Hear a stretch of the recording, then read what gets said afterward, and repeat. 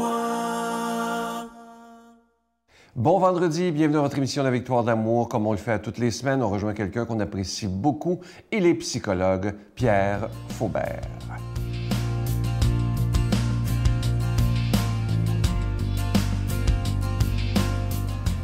Bonjour, c'est le lendemain de mon anniversaire. Alors donc, je suis très heureux de fêter mon 69e anniversaire avec vous.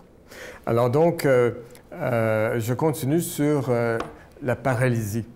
Et je vais me servir d'un texte qui est dans ce qu'on appelle les synoptiques, c'est-à-dire dans trois évangiles, Matthieu, Marc et Luc. Et c'est la guérison du paralytique. Et il y a tellement de choses là-dedans. Je pense que je pourrais faire une conférence là-dessus. On en aurait assez pour 1 heure. Même le texte est très riche. Mais je vais essayer d'aller à l'essentiel. Alors, Jésus est à Capharnaüm. Il y a bien du monde autour, dans une maison. Et puis, il y a tellement de monde qu'il y a un groupe de personnes à l'extérieur qui accompagnent un paralytique, une personne qui est sur un grabat, ne bouge pas. Et ils aimeraient bien le mettre devant Jésus, mais ils n'y arrivent pas, parce qu'il y a trop de monde. Fait que, vous savez, dans ces pays, au Moyen-Orient, eh bien, on a des tuiles sur le toit. Fait qu'ils montent, hein, il y en a au moins 4 gars, ils montent sur le toit, défont des tuiles, ils vont faire un tour, et ils descendent le type sur le brancard, boum, devant Jésus. Là, imaginez ça. Ça a dû faire de la commotion. Là. On ne peut pas enlever un toit, une partie de toit, là, sans que les gens s'en rendent compte. Fait que les gens disent « Qu'est-ce qui se passe? » Et là, Jésus regarde ça et puis il dit « Ouais, OK. » Là, il se retrouve face à face avec ce type-là. Et puis, il se rend compte que les gens qui ont fait tout ce bras-le-bas de combat, là, eh bien, ils doivent l'aimer, ce paralysé, là, ce type-là. Là. C'est des vrais amis, là, pour faire ça. Il y a d'autres qui disent « Hey, voyons donc, c'est gênant de faire ça, une affaire de même. » Mais ils l'ont fait. Et ça, c'est la force de la foi de ces gens-là qui ont dit « S'il y a quelqu'un qui peut faire quelque chose pour notre ami qui est paralysé, c'est bien ce gars-là, là, Jésus, là, qui est supposé guérir tout le monde. » Bon. Alors, à un moment donné, Jésus, il dit « Mon fils, et comme ils ne pouvaient l'amener jusqu'à la cause de la foule, ils ont ouvert le toit, etc. Descendre le brancard sur lequel le paralysé était couché, voyant leur foi. Il fallait avoir la foi. Pas la foi du gars qui est paralysé, mais la foi des amis. Jésus dit au paralysé, « Mon fils, c'est affectueux, mon fils, tes péchés sont pardonnés. » En fait, moi, je me suis dit, c'est un peu décevant, ça. Tes péchés sont pardonnés. Le gars, il veut marcher. Les amis, là, ils voulaient qu'il soit debout, qu'il sorte de là debout. Jésus dit, tes péchés sont pardonnés. Mais là, vous savez, là, il y a quelque chose de vraiment extraordinaire.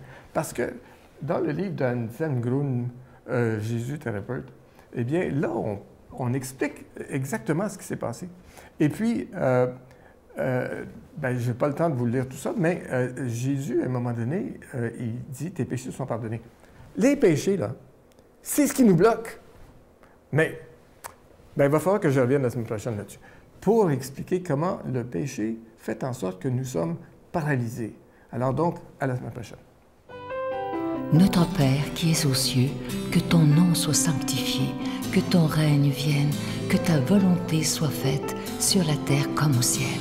Donne-nous aujourd'hui notre pain de ce jour. Pardonne-nous nos offenses comme nous pardonnons à ceux qui nous ont offensés. Ne nous laisse pas entrer en tentation, mais délivre-nous du mal, car c'est à toi qu'appartient le règne, la puissance et la gloire, pour les siècles des siècles. Amen. La Victoire de l'amour vous invite à sa retraite spirituelle les 5, 6 et 7 octobre 2018 sous le thème « La vraie vie avec Jésus », en compagnie de l'abbé Donald Thompson, Brigitte Bédard, Miguel Padilla, Sylvain Charon et la chanteuse de renommée internationale Giorgia Fumenti qui offrira un spectacle. Et comme invité spécial, nous avons le privilège de recevoir l'unique Marcia Pilote. À l'hôtel et suite Le Dauphin de Drummondville, réservé 514-523-4433 ou sans frais 1-888-811-92-91.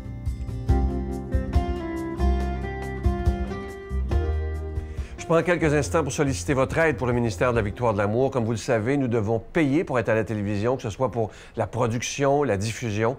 Et nous n'avons, des fois, des gens me demandent, est-ce que vous avez des subventions? On n'a aucune subvention.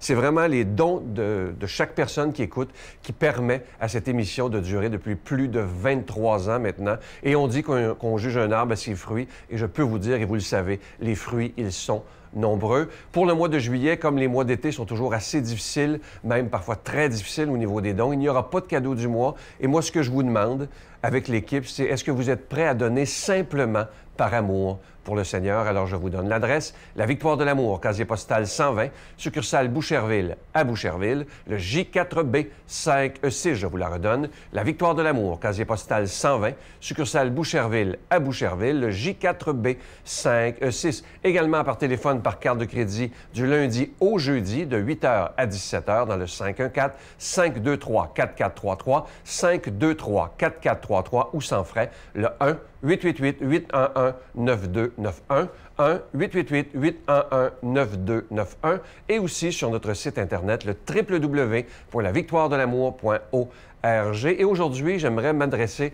à ceux, et vous êtes des milliers de personnes qui écoutez et que vous dites souvent, bon, les autres vont donner, j'ai pas besoin. J'aimerais m'adresser à vous aujourd'hui en disant, pourquoi vous ne faites pas un don? Le montant, c'est pas important. L'important, c'est de dire, je vais faire ma petite part pour que la parole de Dieu soit annoncée. Et je vous rappelle évidemment que vous recevrez un reçu pour fin d'impôt. Merci de tout cœur de donner des mains à la Providence.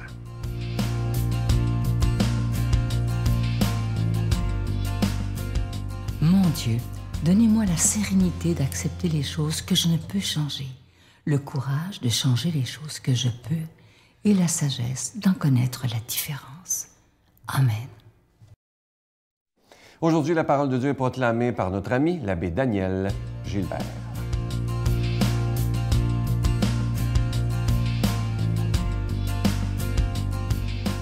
En ce temps-là, Jésus passait un jour de sabbat à travers les champs de blé, et ses disciples eurent faim. Ils se mirent à arracher des épis et à les manger. En voyant cela, les pharisiens lui dirent, « Voilà que tes disciples font ce qu'il n'est pas permis de faire le jour du sabbat. » Mais il leur répondit, « N'avez-vous pas lu ce que fit David quand il eut faim, ainsi que ses compagnons? Il entra dans la maison de Dieu, et ils mangèrent les pains de l'offrande. Or, cela n'était permis ni à lui, ni à ses compagnons, mais aux prêtres seulement. Ou bien encore, n'avez-vous pas lu dans la loi que le jour du sabbat, les prêtres dans le temple manquent au repos du sabbat sans commettre aucune faute? Or, je vous le dis, il y a ici plus grand que le temple.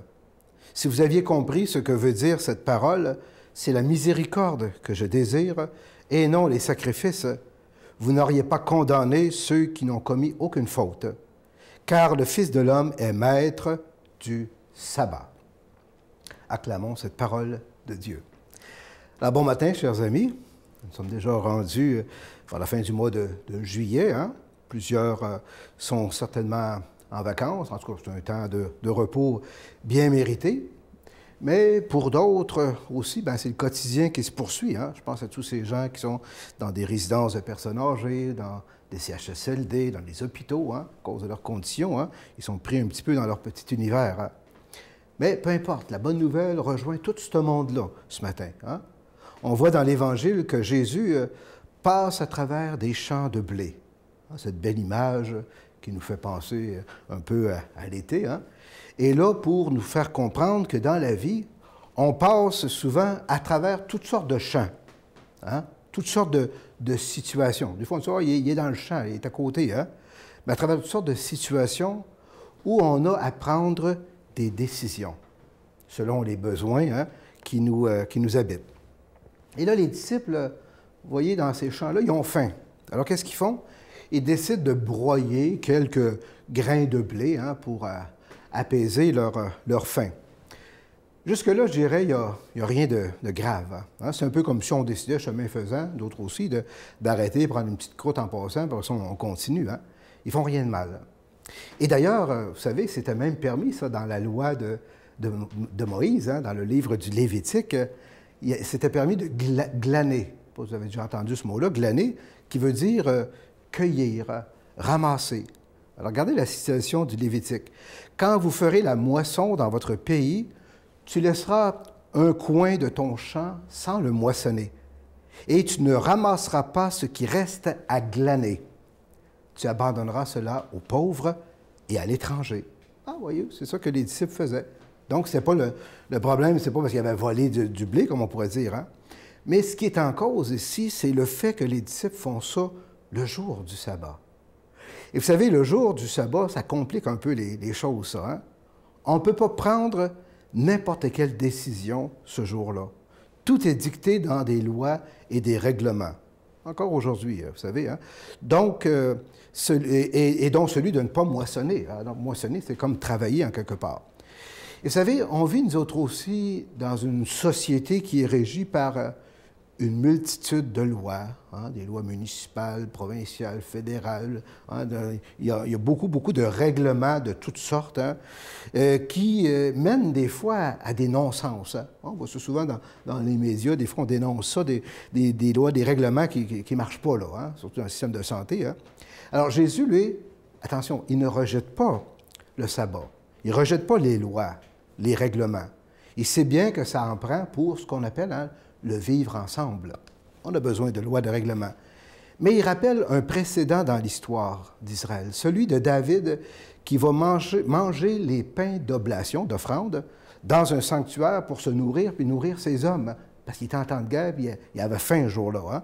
Alors ces pains étaient consacrés au culte, et seuls les prêtres pouvaient en manger. Mais qu'est-ce que Jésus veut nous dire par cet exemple? Il veut nous faire comprendre qu'il faut parfois transgresser des règlements pour faire du bien. Entendons-nous bien, hein? Pour faire du bien, et non pas pour faire du mal. C'est la miséricorde que je veux, et non les sacrifices.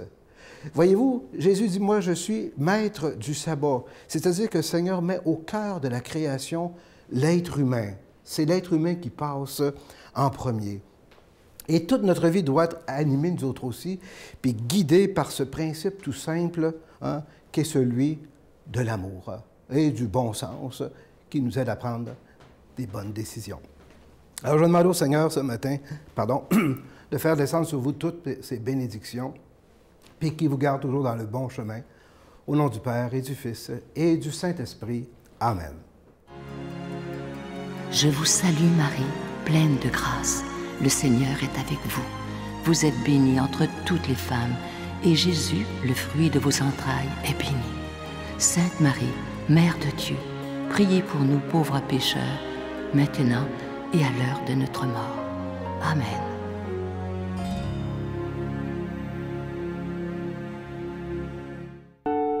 Je continuerai à croire, même si tout le monde perd espoir. Je continuerai à aimer, même si les autres parlent de haine. Je continuerai à construire, même si les autres détruisent. Je continuerai à parler de paix, même au milieu d'une guerre. Je dessinerai des sourires sur des visages en larmes et je tendrai les bras à ceux qui se sentent épuisés. Oui, je continuerai à croire. Ne manquez pas l'émission de ce dimanche avec une jeune fille de 19 ans. C'est un témoignage tellement rafraîchissant.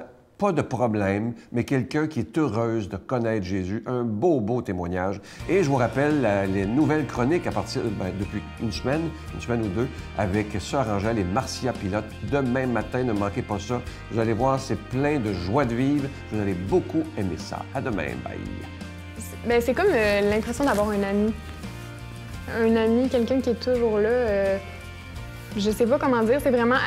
Je me sens habitée de quelque chose de plus grand que moi, mais de vrai, de profond, c'est pas quelque chose de grandiose ou de... j'entends pas une voix, rien. C'est vraiment juste une profonde certitude que je suis aimée.